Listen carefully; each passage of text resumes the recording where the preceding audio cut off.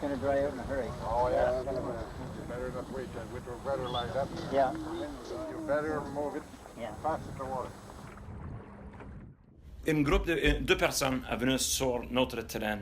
Ils ont demandé la permission d'aller sur le lac dans son chaloupe et utiliser notre terrain juste pour stationner son auto et rentrer sur le lac. Et ils ont été sur le lac pour la journée et ça a l'air que c'était comme un long temps, comme toute la journée. Mais un tank de l'air pour un plongeur est bon juste pour 1 ou 2 heures. Mais l'impression, c'était qu'il était là un long temps.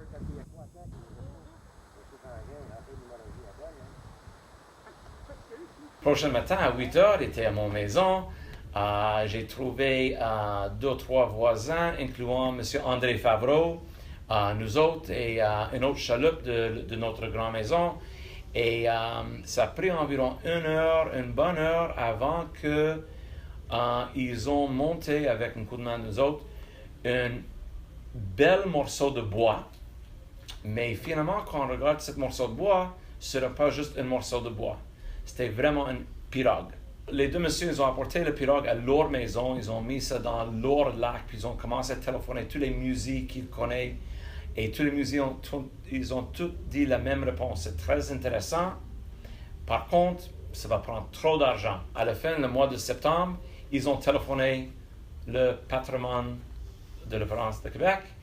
Ils ont pris 2 semaines, ils ont venu avec leur camion, aussi avec Radio-Canada.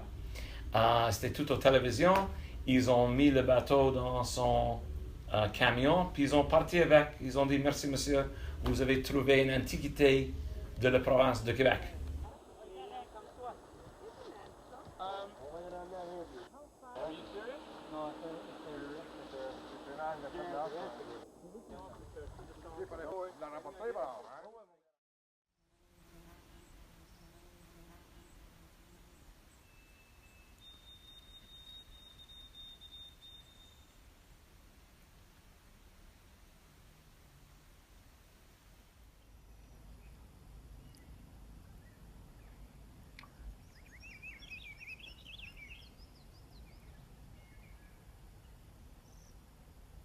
Dis-moi, tu me dis qu'il y avait à peu près 20 familles qui habitaient un peu partout autour du lac, c'est ça? Bien, c'est ça qu'on dit, qu'il y avait une vingtaine de familles autour. On dit 20 votants. On peut imaginer que c'est 20 familles, parce que c'est les hommes seulement qui avaient le droit de voter. 1850 jusqu'en 1915-16 environ.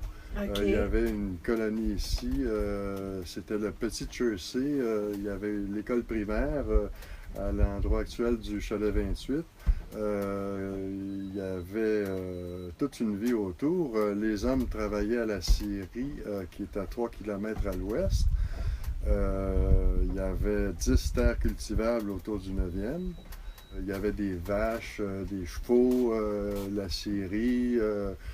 On imagine que les chevaux ont dû servir beaucoup au transport des billes. Le lac a servi à la flottaison, à la drave. Du bois, oui. Le bois flottait. Il était bloqué sur le lac jusqu'à 1 mille en aval, où il y avait là un barrage de retenue qui ouvrait... Par la décharge, hein? Oui, à 1 kilomètre en aval de la décharge, si on veut. Et puis, ils ouvraient ce barrage-là pour libérer à peu près en 8 heures, là, toutes les billes passaient. Et puis, ça recommençait. Donc, c'était un moyen de subsistance de l'époque, jusqu'à ce qu'un incendie ravage complètement, rase la scierie. OK. Et forcément, ben là, les colons ont dû se disséminer un peu partout ailleurs. Il n'y avait plus de moyen de subsistance. OK. Mais il y C'est avait ce qui quand fait qu'il même... en reste plus, On finalement. dit qu'il y avait ici. à ce point une vie ici, qu'il y avait une vieille école au Chalet 28, je disais, de 3 étages, qui a été achetée par M. Bloomer, le grand-père de Richard, Lazare Bloomer, en 1920. Eux sont arrivés dans les premiers au 9e, là, OK. avec les membres du club de pêche. C'était les 2 seuls bâtiments qui restaient, qui existaient à ce moment-là.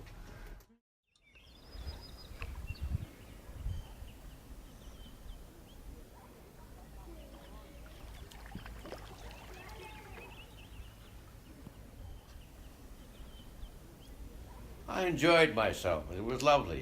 What was wrong to like? Oh, at night you could hardly sleep. The whippoorwill and the loon. Since when was the Bloomer family on Ninth Lake? When was the first time they went to Ninth Lake?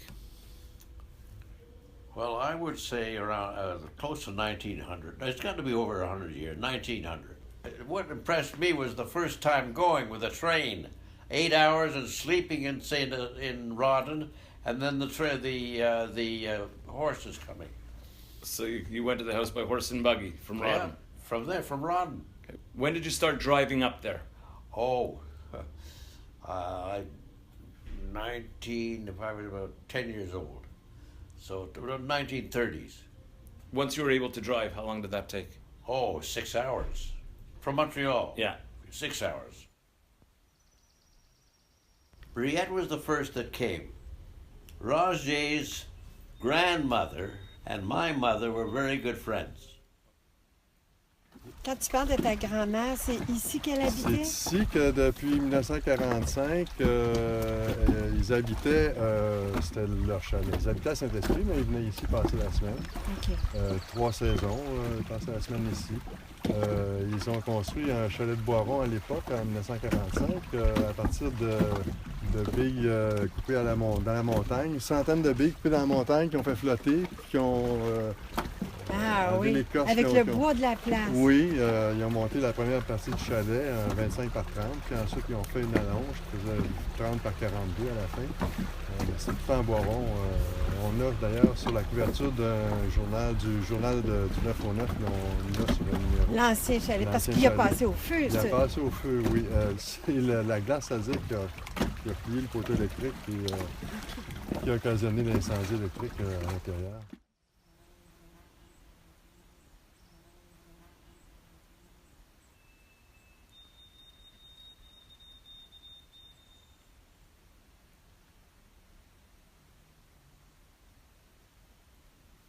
Mon nom est Germain Desjardins. J'habite ici depuis 50 ans. Puis depuis ces années, je dois vous dire qu'il y a eu beaucoup de changements dans toutes les sphères du lac, les chemins en particulier, parce que l'hiver, oubliez ça, ça ne se rendait pas. L'ancien chemin, il passait plutôt dans la montagne, hein, c'est ça? Oui, passer le chemin actuel, on montait en haut de la côte, puis on redescendait la côte, aller jusqu'au début des chalets en bas, qui reprend le chemin actuel, puis qui s'en venait avec les chemins qu'on a. Il y a des chemins qui couvraient dans le temps la corporation, qui allaient revirer jusqu'au bout du docteur Mathieu ici, puis qui revenaient sur l'autre bord, dans les baies, là. Puis dites-moi, vous-même, vous avez été président de l'association. Oui, bien c'était au tout début. Je ne sais pas si c'est 68, 69, il faudrait regarder dans les choses. Mais dans cette année-là, avec René, qui était secrétaire, on a été à Joliette voir les pères pour le fameux chemin de la corporation. OK. C'est le même qu'on l'a eu. Les pères du Clamoutier. Oui, mais qui était à Joliette. La OK. maison mère était là. Fait qu'on a été là-bas rencontrer, je ne me rappelle plus comment ça s'appelait. C'est ça qui a permis de faire le nouveau chemin. Ah, c'est ça, c'est Puis exactement ce nouveau ça. chemin-là, là, ces terres-là, plutôt, là, pour faire ce nouveau chemin-là, est-ce qu'on a dû les payer à l'époque? Non, on n'a pas payé ça. Il l'a cédé à la corporation. OK. Puis, bon, il y avait peut-être des conditions en voulant dire que c'était pour... Tu sais, c'était pas pour en faire un chemin payant ou des affaires de même. Oui, là. oui, oui. C'était pour l'utilité, parce que tout le monde allait à la messe là. Oui, à Il allait côté, tout c'est à la vrai. petite chapelle l'été. Il y avait du monde du 7, d'ici. Vous étiez puis- quasiment des résidents de leur communauté. Ben, Ils vous oui, considéraient oui, comme. oui, parce que les autres même, ils étaient là l'été ces années, parce que l'hiver était comme Ça nous devenait autres. un peu la Quand paroisse. ils allaient en skidoo, d'autres aussi, parce que ça ne se rendait pas, Mhm. définitivement.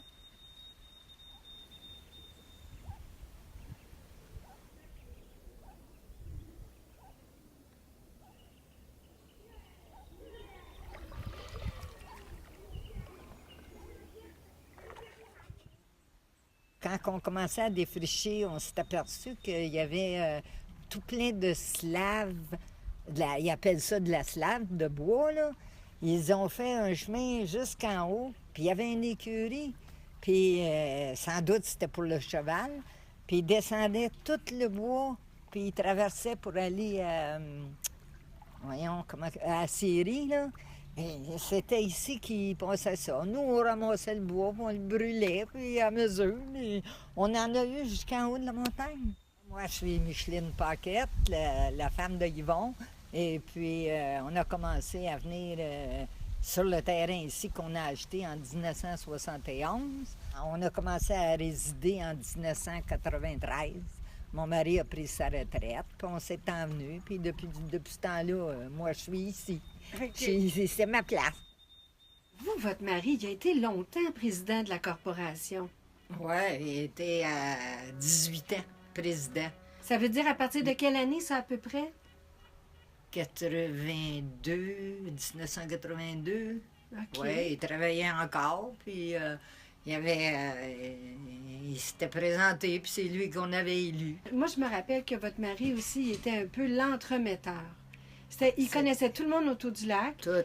puis il connaissait les métiers de tout le monde. Tout le monde. Puis si tu avais besoin de quelque chose, que quelqu'un Eh était ben capable là- de te le fournir autour du lac ou lui-même. Oui, on l'appelait le dépanneur. Vous étiez tous les deux très attachés là, au lac, Oui, au oui, monde. oui, ah oui, ah oui, Moi, je me ah, rappelle, on venait ici, hein, les parties se faisaient toutes dans votre cour. Tout puis, le temps, il y avait épluchettes de blé épluchettes d'Inde. de blé d'Inde. C'était épouvantable. Chaque année, on avait des épluchettes de blé d'Inde effrayantes.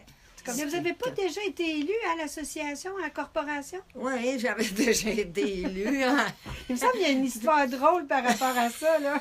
Oui, pas mal, parce que j'imagine que le monde dans la salle devait rire parce que j'étais pas présente.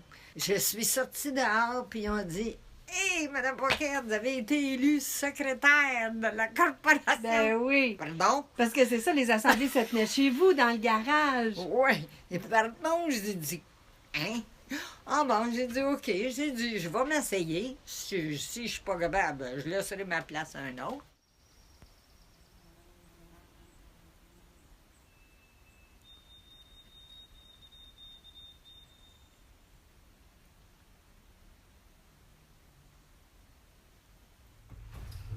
Un petit peu, là, le 11. Un petit peu, le 1. Octobre 86, le voilà. À quoi ressemblait le bulletin du 9 au 9 en 1986, le premier numéro que l'association a publié? C'était fait par André Favreau et Richard Mallette, effectivement. Et on traitait de sujets comme quoi 9 au 9, bien sûr, puis l'empoisonnement, les rives, les frayères, une piste de ski de fond qu'ils ont aménagé, une amélioration des chemins dont on parle, la liste des propriétaires, les cartes de localisation qu'on a instauré, un coup de main, ça aide, on invite le monde autour à participer au corvée. Un regard sur l'année écoulée où on fait le bilan. Et puis, des idées, s'il vous plaît. On invite tout le monde.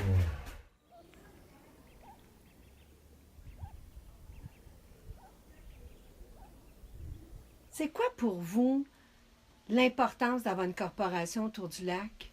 Bien, ça réunit tout le monde, premièrement. Ça permet d'apporter des nouvelles idées Oui, aussi. c'est ça. Quand il y a quelqu'un a des bonnes idées, ben c'est de les dire. Puis s'il y a quelque chose qui ne marche pas, ben c'est de le dire à la corporation. Quand ça ne marchait pas, il appelait ici. Hein? L'association, en se donnant une charte qui visait l'amélioration de la qualité de vie des résidents, la conservation du milieu naturel, sauvage et tout, du lac. Déjà, c'est des grands défis. Il y en a eu plein comme ça. Il y a eu plein de réalisations de l'association au cours des années. On ne peut pas imaginer la vie au 9e sans l'association. Moi, je ne peux pas l'imaginer.